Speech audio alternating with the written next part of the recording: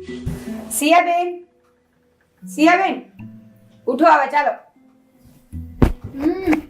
ભાભી સુવા દ્યો ને. પણ આમ જુઓ 9 વાગી ગયા છે, હજુ સુતા છો તમે? ઉઠો ચાલો હવે.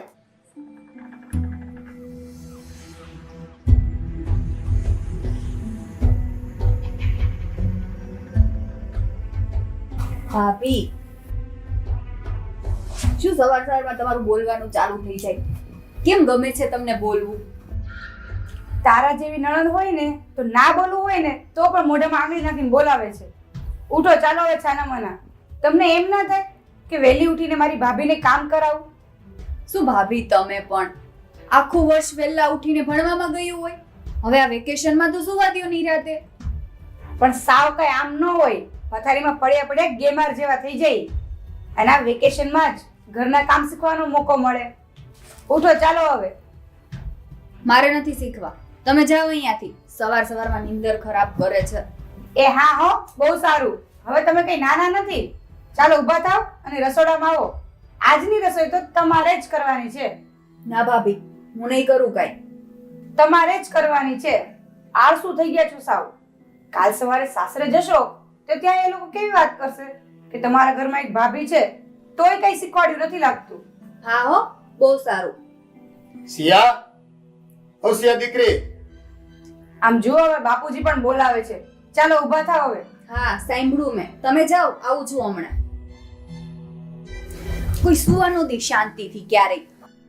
વેકેશનમાં સુવાનો ટાઈમ મળે, આવી જાય જગાડવા.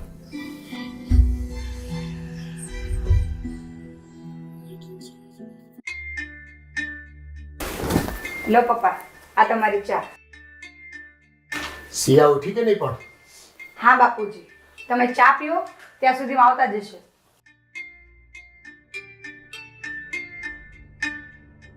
હાલો આવી ગયા. પપ્પા, હમ તમે ભાભીને સમજાવો ને. રોજ સવાર સવારમાં મારી નીંદર ખરાબ કરે છે.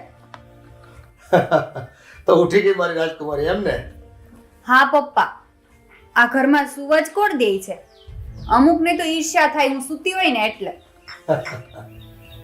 બસ હા, આ બાપ દીકરી બંને મળીને મારી ઠેકડી ના કરો. સારું દીકરી, ચલ જા હવે, તૈયાર થઈ જા. પપ્પા શું કામ તૈયાર થાવ? હજુ મારે બ્રશ કરવાનું બાકી છે અને જોગિંગ પર પણ જવાનું છે. એ આખું ગામ જોગિંગ કરીને ઘરે પાછું આવી ગયો ને તારે હજી જવું છે? તો એમાં હું શું કરું? એ બધાથી મારી લાઈફ તો કંઈક અલગ જ છે ને. એ તારે જે કરવું હોય ને એ કરજે, પણ આજે નહીં. જા, તૈયાર થઈ જા અત્યારે જ. આજે તો મારી નણંદબાને છોકરાવાળા જોવા આવવાના છે. ભાભી, મેં તમને પહેલા જ ના પાડી હતી ને કે હું છોકરો નથી જોવાની. તમને ખબર નથી પડતી કે શું? તમારે વાત કરવી હોય ને તો કરો, પણ હું છોકરો જોવા નથી વહેલી આવવાની. હું જાઉં છું જોગિંગ પર. બાય. બાપુજી, આ સિયાનું શું કરવું? એ તો માનતા જ નથી. એ હજી તો નાની છે ને, સમજી જશે. આપણે મોટા બેસીને પેલા વાત તો શરૂ કરીએ. સારું બાપુજી, તમે બેસો, હું બાકી તૈયારી કરી લઉં. હા બેટા.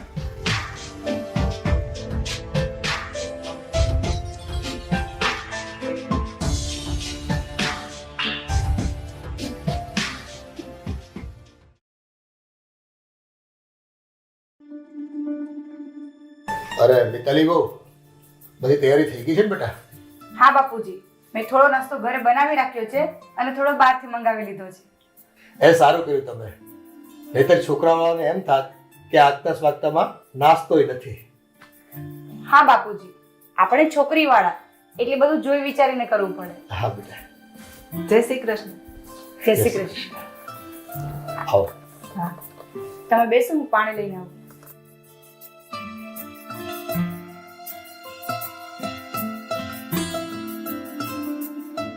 કેમ મિતાલીબેન, તમે પાણી લઈને આવ્યા? તમારી નળન ક્યાં ગયા છે?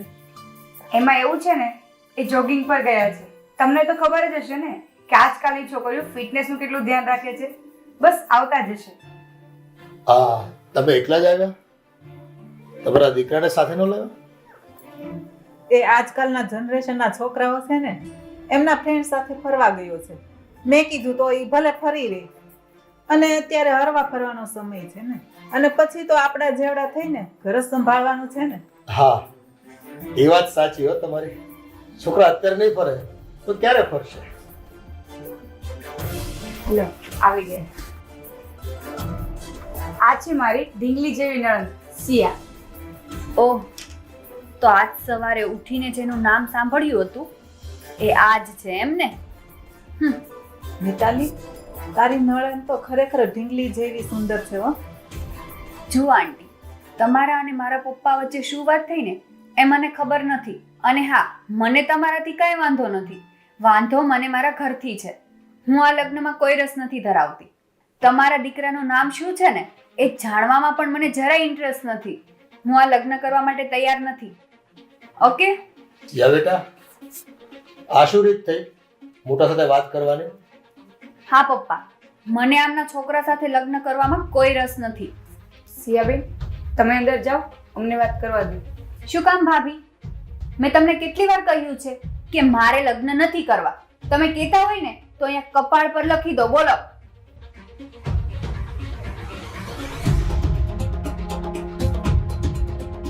માફ કરજો ભારતીબેન, એ હજુ નાની છે, અણસમજુ છે ને એટલે.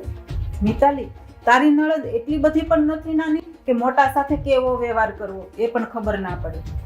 જો લગ્ન જ નહોતા કરવા તો મારું ઇન્સલ્ટ કરવા માટે મને શું કામ અહીંયા બોલાવી? હું સિયાને સમજાવીશ કે આવું ખરાબ વર્તન નહીં કરે.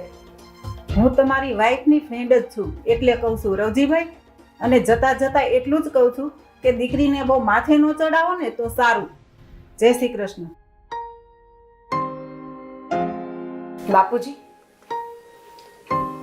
બેટા, આપણે સિયાને જઈને સમજાવીએ. ચાલો.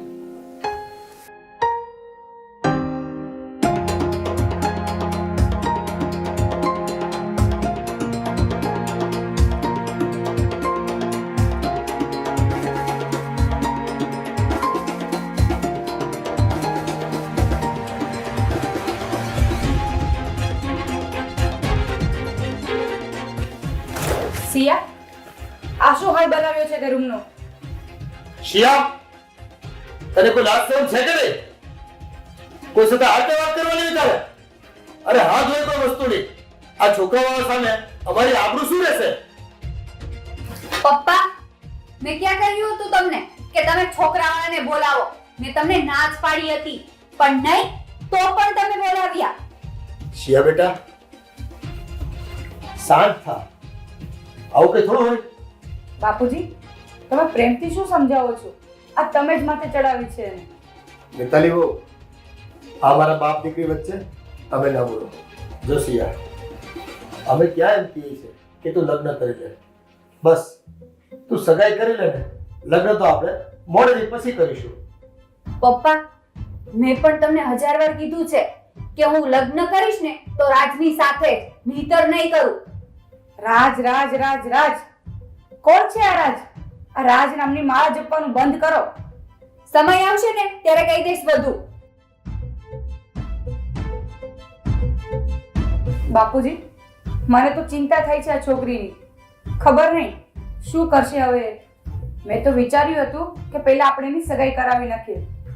આજકાલની જનરેશનનો કોઈ ભરોસો નહીં. બેટા, તું ચિંતા ના કર, એ બધું ઠીક થઈ જશે.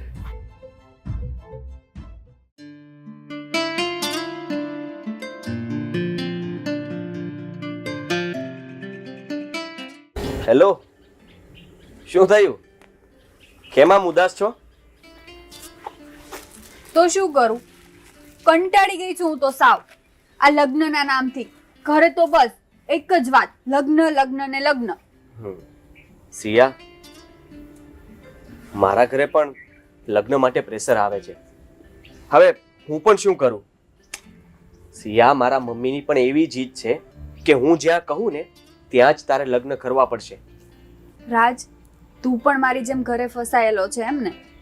જો એક આઈડિયા છે, જો એ કામ કરી જાય ને તો તારા ઘરે અને મારા ઘરે બંને જગ્યાએ સંબંધ જોવાનું ટળી જાય. એ વળી શું? સિયા, તારા ભાભીએ તારા માટે જે વાત ચલાવી છે ને, તો એ છોકરાને તું જોવા માટે તૈયાર છે, તું એમ કહી દે. પછી જ્યારે તને એ જોવા આવે ત્યારે છોકરા છોકરીને એકાંતમાં વાત કરવાનો સમય તો મળે જ છે. ત્યારે તું જ છોકરાને કહી દેજે કે મારી સાથે અફેર છે. અને હા, છોકરાને એમ પણ કહેજે કે તું જ કંઈક બહાનું આપીને બહાર જઈને કહેજે કે છોકરી મને નથી ગમતી. ઠીક છે, સમજી ગઈ. અને સાંભળ, તું પણ એવું જ કરજે. તારા મમ્મી તને બહુ ફોર્સ કરે છે ને, તો તું પણ હા જ પાડી દેજે છોકરી જોવાની. પછી આપણા પ્લાન મુજબ આપણે બે ચાલશું. એટલે આપણે બેઓ પણ રાજી અને આપણા મમ્મી પપ્પા પણ રાજી. હા સિયા, એમ જ કરવું પડશે. નહીં તો મારા મમ્મી મને છોકરી જોવા માટે એટલો ફોર્સ કરે છે ને કે વાત જ જવા દે. હવે હસ નહીં, તારો પણ ઘરે એ જ વારો છે. એમ? ઠીક છે.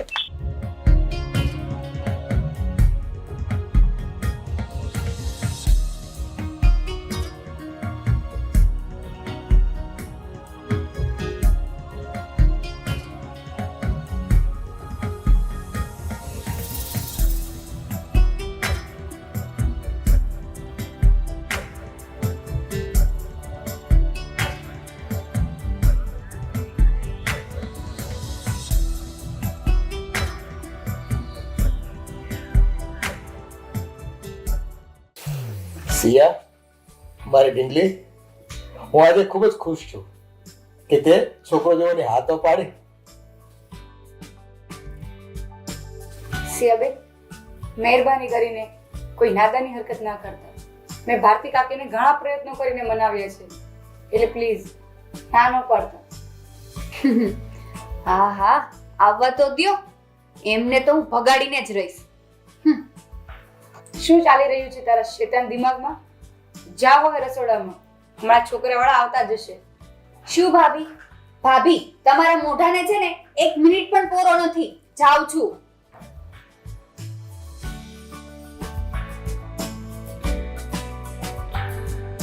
અરે મિતલીઓ, આ છોકરાવાળા હજી કેમ ન આવ્યા?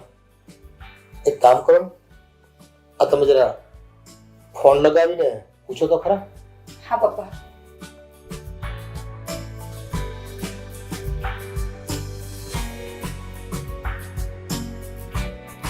અરે ફોન કરવાની કઈ જરૂર નથી. આ અમે આવી ગયા. જય શ્રી કૃષ્ણ. જય શ્રી કૃષ્ણ. જય શ્રી કૃષ્ણ. જય શ્રી કૃષ્ણ બેટા. હવે તમારી જ રાહ જોતા હતા, બરાબર ને? અરે શિયા બેટા, મહેમાન આવી ગયા છે, પાણી લઈને આવો તો.